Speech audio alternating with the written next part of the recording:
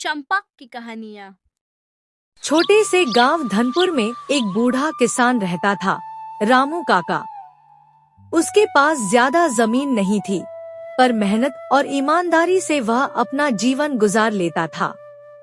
गांव के बच्चे उसे बहुत मानते थे क्योंकि वह हमेशा उन्हें अच्छी बातें सिखाता रहता था।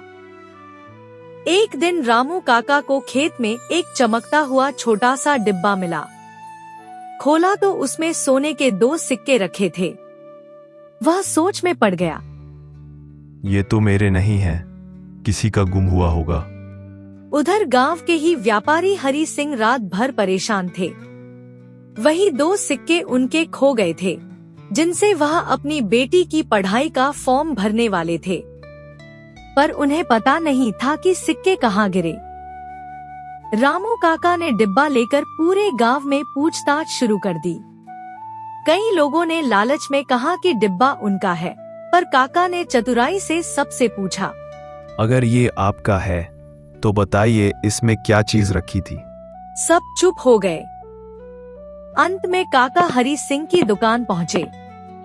हरि सिंह का चेहरा देखते ही लगा कि कुछ चिंता है।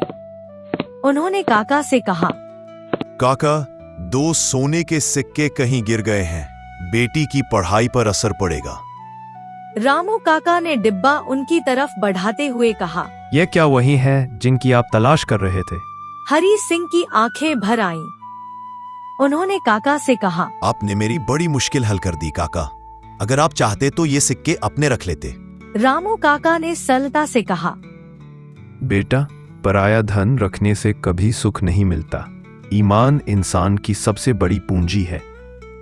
घटना की खबर पूरे गांव में फैल गई। लोग रामू काका की ईमानदारी की बहुत तारीफ करने लगे।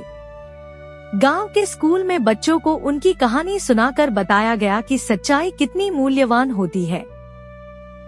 कुछ दिनों बाद हरि सिंह और अन्य गांव वालों ने मिलकर रामू काका के खेत में काम करवाई, ताकि उनकी मेहनत में कोई रुकावट न आए।